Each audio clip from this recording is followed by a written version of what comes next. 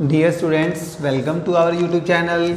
ठीक है, हमारा जो लास्ट टॉपिक जो चल रहा था हमारा बैंकिंग के हमारे फंक्शंस कर रहे थे हम। सबसे पहले जो हमने बैंकिंग के फंक्शन किए वो थे प्राइमरी, फिर हमने सेकेंडरी करे। आज हम जो करने जा रहे हैं हमारे बैंक के नेक्स्ट फंक्शंस। तो हमारा नेक्स्ट टॉपिक है हमारा बैंक के नेक्स्ट फंक्शन है वो है सोशल फंक्शन।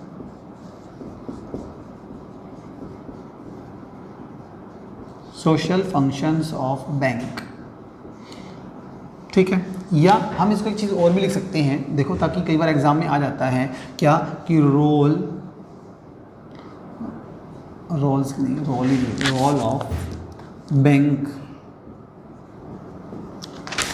इन इकोनॉमी डेवलपमेंट। तो इंडियन इकोनॉमी डेवलपमेंट के लिए हमारे बैंकों का क्या रोल रहा है, किस लिए हमारे जो बैंक हैं क्या काम कर रहे हैं ऐसा जिससे हमारी देश की जो इकोनॉमिकल है कंडीशन वो बेटर बन रही है। तो कहीं ना कहीं बैंक का जो रोल है आज हम वो करने जा रहे हैं, जिसको हम क्या कहेंगे, सोशल फंक्शन। मतलब आम समाज के लिए हमारा बैंक क्या कार्य कर रहा है, कैसे वो हमारे समाज से कनेक्टेड है। ठीक है, आज उस फंक्शंस को हम जानेंगे। तो उसमें सबसे पहला आता है वो है हमारा कैपिटल फॉर्मेशन। बहुत इंपॉर्टेंट है ये पार्ट्स, बहुत ही ज़्यादा इंपॉर्टेंट। कहता है capital formation, bank capital formation में हमारी हेल्प करता है।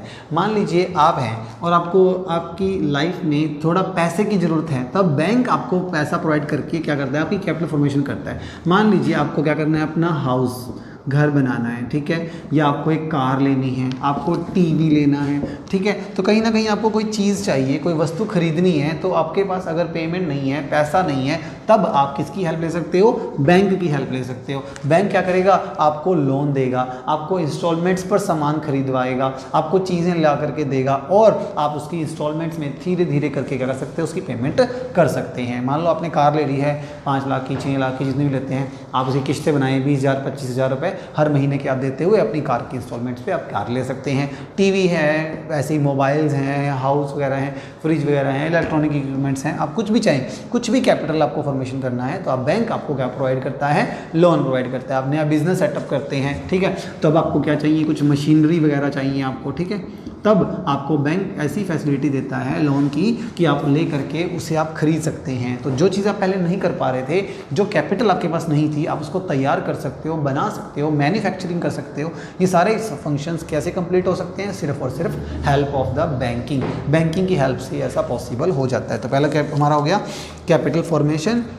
तो अगर आप क्या है, कोई नया बिजनेस स्टार्ट करना चाह रहे हैं या कोई प्रॉपर्टी बनाना चाहते हैं, कुछ भी काम करना चाह रहे हैं, तो पेमेंट के लिए आप कहाँ जा सकते हैं, बैंक के पास जा सकते हैं।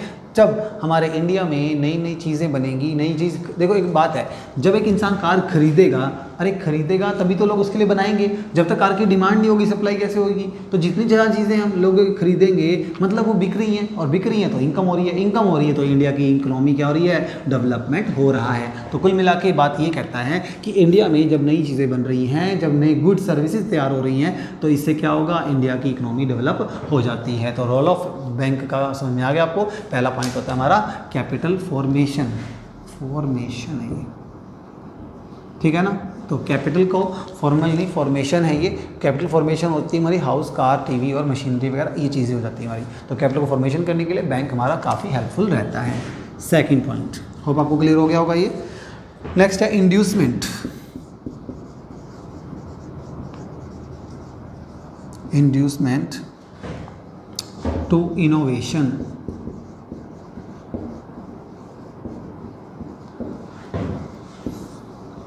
इनोवेशन क्या होता है, कुछ नया आविष्कार करना।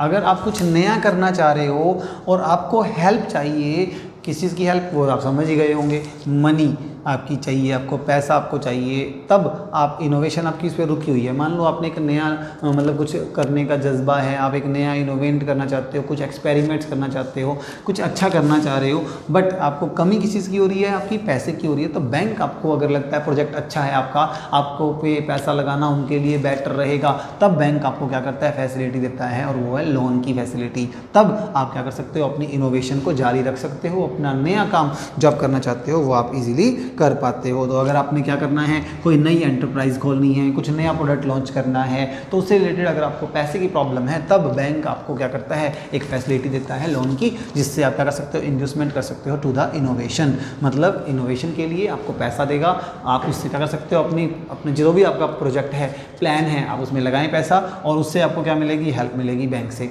तब आप क्या कर सकते हो, ईजिली अपना प्रोडक्ट लॉन्च कर सकते हो, आप इकोनॉमिकल डेवलपमेंट में कुछ हिस्सा दे सकते हो। तो इससे क्या होगा, जब नई नई चीज़ें आ रही हैं, नए आविष्कार हो रहे हैं, तो ऑटोमेटिकली इंडियन इकोनॉमी क्या होगी, डेवलप हो जाती है। तो ये हो गया इंडस्ट्रीमेंट टू द इनोवेशन। कुछ नया करने के लिए क्या देना, लोन प्रोवाइड करना, पैसा प्रोवाइड कर देना। तो इंडस्ट्रीमेंट टू द इनोवेशन है हमारा नेक्स्ट पॉइंट। हाँ जी, नेक्स्ट देखिए अपना investment friendly interest rate. Investment friendly interest rate structure.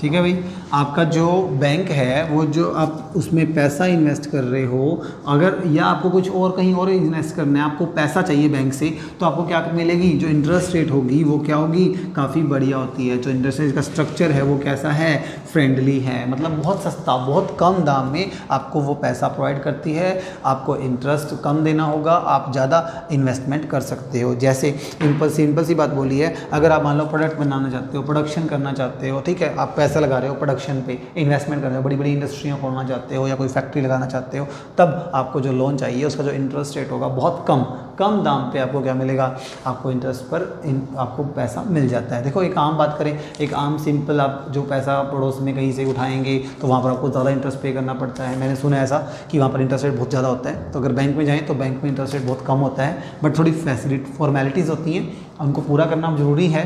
सारी फॉर्मेलिटीज़ पूरा होने के बाद आप इजीली बैंक से क्या ले सकते हो, आप लोन ले सकते हो। और बट जो उनकी इंटरेस्ट रेट की बात करें तो बड़ा ही फ्रेंडली इंटरेस्ट रेट होता है, बहुत कम होता है। तभी तो लोग क्या करते हैं, बैंक की तरफ ही ज़्यादा रुझान है उनका कि वो वहाँ से लोन प्राप्त कर सकें। तो बैंक क्या करता है, कुछ नया बिजनेस सेटअप करना है प्रोडक्शन के लिए, कुछ नया इनोवेशन के लिए, इन्वेस्टमेंट के लिए क्या करता है, आपको हर टाइम नई चीज़ों के लिए, जिससे हमारी इंडियन इकोनॉमी डेवलपमेंट हो, उसके लिए क्या प्रोवाइड करता है, लोन प्रोवाइड करता है। और काफ़ी अच्छा इंटरेस्ट रेट, बिल्कुल नॉर्मल फॉर्मल, जिसमें आप क्या कर सकते हो, काफ़ी ईजिली लोन की पेमेंट चुका सकते हो। तो ऐसा होता है हमारा मनी के ये फंक्शंस, ये सॉरी बैंकिंग के जो हमारे फंक्शन है ये 3 हो गए आपके। नेक्स्ट है 4th, कंट्रीब्यूशन इन डेवलपमेंट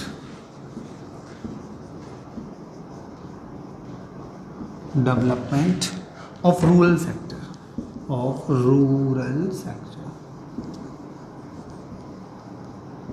ठीक है। तो जो ग्रामीण क्षेत्र है, गाँव का जो एरिया होता है उसको बोलते हैं रूरल सेक्टर। तो ग्रामीण क्षेत्रों में उनकी डेवलपमेंट के लिए, ताकि वहाँ पे लोगों का क्या हो, विकास हो, उसके लिए सरकार क्या करती है, हमारे बैंक क्या करते हैं, पैसा कंट्रीब्यूट करते हैं। यानी कि बैंक क्या करता है, बैंक ये कहता है कि अगर कोई पर्सन इंडस्ट्रियलिस्ट है और अपनी फैक्ट्रीज़ वगैरह हैं या अपनी बड़ी बड़ी इंडस्ट्रियाँ हैं वो गाँव में लगाता है, रूरल सेक्टर में लगाता है, तो वहाँ पर डेवलपमेंट के लिए वो क्या देती है, उन्हें अच्छा खासा लोन प्रोवाइड कर सकती है, और वो कम ब्याज पर। और इवन जो गांव के लोग हैं उनके लिए अगर ट्रैक्टर वगैरह लेना है, डेवलपमेंट की नॉर्मल सी बात है, गांव के लोगों को क्या चाहिए, खेती बाड़ी वगैरह करने के लिए क्या चाहिए, ट्रैक्टर चाहिए, ठीक है, उनको मशीनरी वगैरह चाहिए। तो वो सारी चीज़ें आपको क्या करेगा, बैंक प्रोवाइड करेगा। नई नई मशीनरी, नई नई टेक्नोलॉजी अगर आपके गाँव के एरिया में रूरल सेक्टर के लोगों को चाहिए, ताकि वो क्या कर सकें, उस मतलब डेवलप हो सकें, तो ग्रामीण क्षेत्रों को आगे बढ़ाने के लिए, उनको बेहतर बनाने के लिए हमारे जो बैंक हैं वो हमारे साथ हैं। वो क्या करते हैं, ग्रामीण क्षेत्रों के लोगों को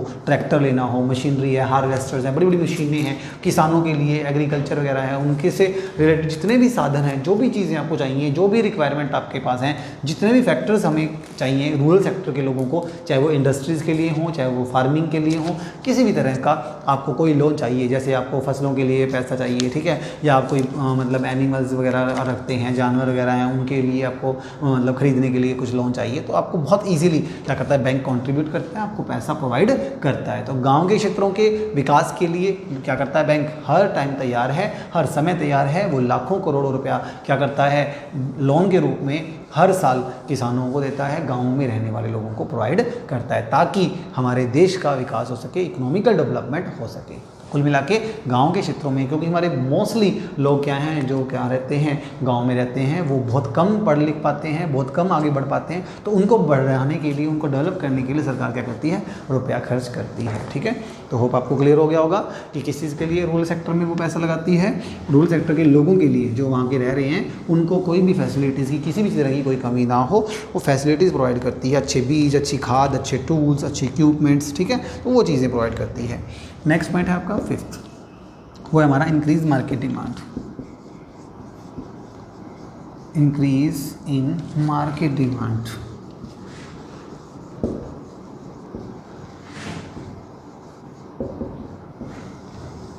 हाँ जी, बैंक क्या करता है, मार्केट की डिमांड बढ़ाने में हमारी मदद करता है, हेल्पफुल करता है। अभी बढ़ाने का मतलब हो गया यहाँ पे इंक्रीज से हो गया। अब मार्केट डिमांड कैसे बढ़ती है, सिंपल सी बात बताता हूँ आपको, बहुत ही आसान एग्जांपल है, आप खुद ही समझ जाओगे एक बार में ही।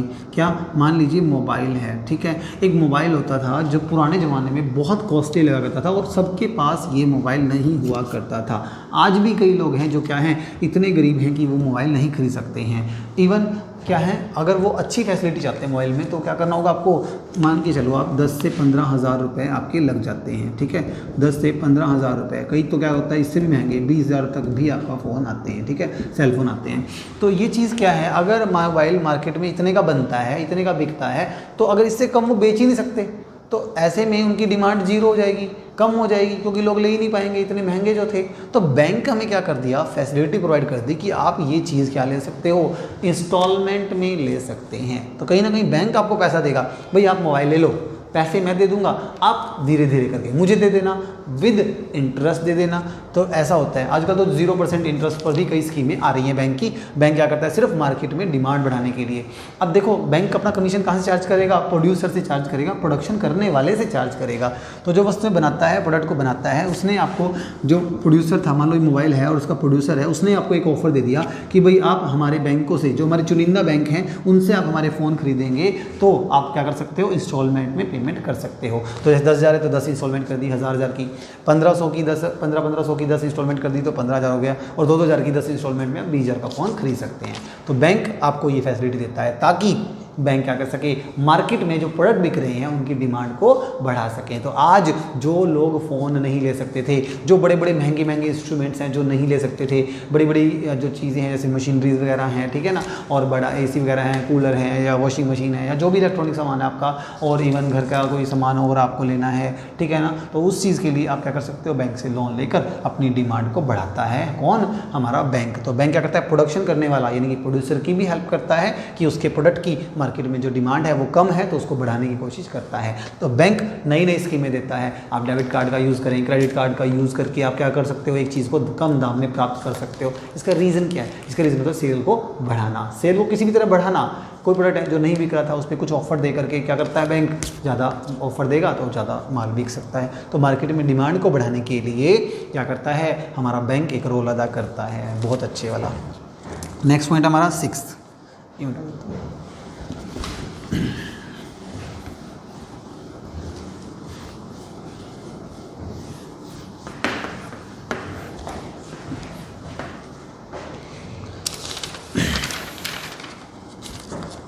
नेक्स्ट पॉइंट हमारा 6, एम्प्लॉयमेंट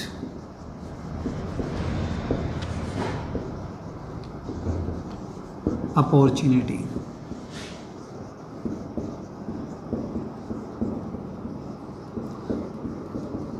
नेक्स्ट पॉइंट है हमारा एम्प्लॉयमेंट अपॉर्चुनिटी, यानी कि बैंक क्या देता है, आपको रोज़गार भी प्रोवाइड करता है। एक ऐसा मौका आपको देता है कि आप बैंक के साथ जुड़ सकते हैं एज अ एम्प्लॉय। आप बैंक में एम्प्लॉय बन सकते हैं, हाँ जी, आप बैंक में काम कर सकते हैं एज अ वर्कर, आप उसमें काम कर सकते हैं। आज देखो हमारे इंडिया की बात करें तो हमारे इंडिया में कितने ही बैंक हैं, प्राइवेट हैं और गवर्नमेंट के भी हैं, सेमी गवर्नमेंट भी हैं, और कुछ नॉन शेड्यूल बैंक भी हैं, कई सारे बैंक हैं, और उनमें लाखों मतलब लाखों तो क्या, ये मान के चलो लाखों से भी कहीं ज़्यादा लोग जो हैं वो क्या कर रहे हैं, काम कर रहे हैं। इतने लोग काम करवा रहे हैं, हमारे साथ मिलकर काम कर रहे हैं बैंकों में। तो बैंक में क्या दिया हमें, एक एम्प्लॉयज़ दिए हैं और एम्प्लॉयज़ को एक अच्छा स्टेटस दिया है, अच्छी सैलरी दी है, अच्छा काम करो, अच्छा कमाओ, और अच्छा कमाएंगे तो इंडियन इकोनॉमी क्या होगी, डेवलप होगी। तो आज लोगों को रोज़गार भी प्रदान कर रहा है हमारे बैंक। कितने ही लाखों लोग जो है बैंकों में काम कर रहे हैं, एज अ एम्प्लॉय वर्क कर रहे हैं, ठीक है ना। तो जो कस्टमर्स हैं उसको अच्छे बेनिफिट्स मिले तो उसके लिए एम्प्लॉयज़ की जरूरत है ना, मशीनें तो सारे काम नहीं कर सकती हैं, तो वहाँ पर उनको वर्कर्स भी चाहिए। तो एम्प्लॉयज़ हैं तो एम्प्लॉयमेंट भी होगी, एम्प्लॉयमेंट है तो वहाँ पर आपके देश में क्या होगा, अच्छा रोज़गार होने पर इकोनॉमिकली क्या हो जाएगा, वो डेवलप हो जाता है। तो बैंक हमें एम्प्लॉयमेंट अपॉर्चुनिटीज़ भी देती है ताकि लोग जो है यहाँ के काम करें, अच्छा काम करें, अच्छा कमाएँ, और इकोनॉमिकल कंडीशन जो है बैंक की वो क्या हो जाए, बहुत अच्छी हो जाए। तो ये था हमारा social function and role of bank in Indian economy development, ठीक है ना। तो मैंने आपको बताया सारे पॉइंट हमारे 6। पहला मैंने आपको बताया हमारे कैपिटल फॉर्मेशन, जिसमें कुछ नया सामान अगर आप बनाना चाहते हो, जैसे कोई मकान बनाना चाह रहे हो, मशीनें लेना चाह रहे हो, तो आपको बेनिफिट मिल रहा है। कुछ इनोवेशन, आप एक नया बिजनेसमैन हो, नए प्रोडक्ट्स बनाते हो, कुछ नया इनोवेंट करना चाह रहे हो, कोई मेथड है या कुछ भी चीज़ है, तो उसमें बैंक आपको लोन प्रोवाइड करेगा। आप उसकी हेल्प से क्या कर सकते हो, अपने इनोवेशन को एक जीता जागता प्रैक्टिकली रूप दे सकते हो, ठीक है। और इंटरेस्ट रेट बहुत अच्छा है इसका, काफ़ी कम है, कम दाम में आपको इंटरेस्ट पर क्या देता है, लोन प्रोवाइड करता है। गाँव के क्षेत्रों के विकास के लिए जो खेती बाड़ी कर रहे हैं बेचारे किसान हैं, उनको काफ़ी लोन देता है, इंस्ट्रूमेंट्स खरीदने के लिए, खेती बाड़ी करने के लिए, या जानवर वगैरह हैं उनको पालने के लिए, एनिमल्स के लिए, और भी कई सारे फंक्शन मैंने आपको बता दिए। रोज़गार वगैरह देना है तो वो होते हैं। अब लास्ट हमारा जो टॉपिक रहेगा वो है बैंकिंग के हमारे, मैं आपको क्लासिफिकेशन कर देता हूँ, ठीक है, ताकि आपको समझ में आ जाए। लास्ट हमारा पॉइंट है क्लासिफिकेशन। बस हम ये कर लेते हैं, फिर आपका ये चैप्टर कंप्लीट हाफ हो जाएगा आपका, ये मान के चलो। क्लासिफिकेशन ऑफ कमर्शियल बैंक्स, ठीक है। जो हमारे टोटल कमर्शियल बैंक्स हैं उनको क्लासीफाई किया गया है। सबसे पहले इनको क्लासीफाई किया गया 2 पार्ट्स में, ठीक है, 2 पार्ट्स में डिवाइड कर दिया मैंने इसको। एक इस तरफ वाले जो है हमारे शेड्यूल्ड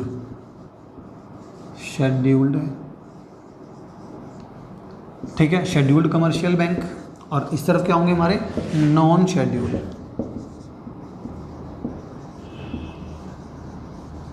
कमर्शियल बैंक, ठीक है। शेड्यूल्ड है और उधर होते हैं नॉन शेड्यूल्ड। जो शेड्यूल बैंक हैं वो 3 तरह के हैं आपके, ठीक है, और जो नॉन शेड्यूल हैं वो कितने हैं, 2 टाइप्स के हैं, ठीक है। नॉन शेड्यूल बैंक्स में आपके कौन कौन से आते हैं, आपके आते हैं कोऑपरेटिव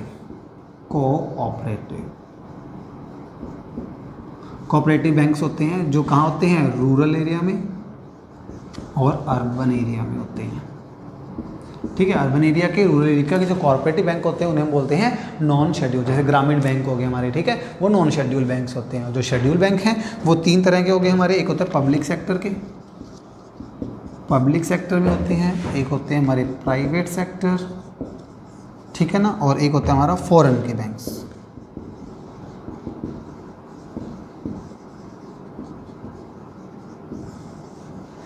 ठीक है, पब्लिक, प्राइवेट और फॉरेन। पब्लिक बैंक कौन से होते हैं भाई, जो सरकार के कंट्रोल में रहते हैं। टोटली इसमें 50% ज़्यादा शेयर किसका होता है, सरकार का होता है। वो क्या हो गए हमारे पब्लिक बैंक हो गए, जैसे हमारा SBI है, ठीक है, स्टेट बैंक ऑफ इंडिया हो गया, पंजाब नेशनल बैंक हो गया, और हमारा बैंक ऑफ बड़ौदा है, सिंडिकेट बैंक है। प्राइवेट बैंक कौन से होते हैं, जिनकी ओनरशिप 50% ज़्यादा किसकी होती है, प्राइवेट पर्सन की होती है, जैसे HDFC बैंक है, एक्सिस बैंक है, ठीक है, येस बैंक है, ठीक है। फॉरेन बैंक कौन से होते हैं, जो फॉरेन कंट्रीज से कंट्रोल किए जाते हैं, जिसका हेड ऑफिस कहाँ होता है, फॉरेन कंट्री में होता है, वो यहाँ पर खोले जाते हैं। जैसे आपका कौन सा हो गया, फॉरेनर बैंक, जो अमेरिका, बैंक ऑफ अमेरिका है, जैसे मान लीजिए, ठीक है, वो हो गया। और नॉन शेड्यूल में होते हैं कोऑपरेटिव बैंक, जैसे ग्रामीण बैंक हो गया आपका, ठीक है, ये गाँव में भी होते हैं और शहरों में भी होते हैं, ठीक है, जैसे हरियाणा के हो गया, राजस्थान के खुद के ग्रामीण बैंक होते हैं, तो वो होते हैं नॉन शेड्यूल बैंक्स। तो इस प्रकार कमर्शियल बैंक को क्लासीफाई किया गया है शेड्यूल और नॉन शेड्यूल्स के अंदर। शेड्यूल में आपके 3 हो गए, पब्लिक सेक्टर के, प्राइवेट सेक्टर के बैंक और फॉरेन सेक्टर के बैंक। और नॉन शेड्यूल में हमारे क्या होते हैं, 2, कोऑपरेटिव और रूरल और अर्बन, ठीक है भाई। तो हम क्या करेंगे आगे, हमारा नेक्स्ट चैप्टर, अभी तो चैप्टर में सर को एक वो रहता है हमारा सेंट्रल बैंक वाला पोर्शन हो रहता है। तो कमर्शियल बैंक का जो पोर्शन था हमारा वो यहाँ पे कंप्लीट होता है। तो बैंकिंग के टर्म्स में आपको ये है, बाकी हम नेक्स्ट लेक्चर में करेंगे। Thank you students.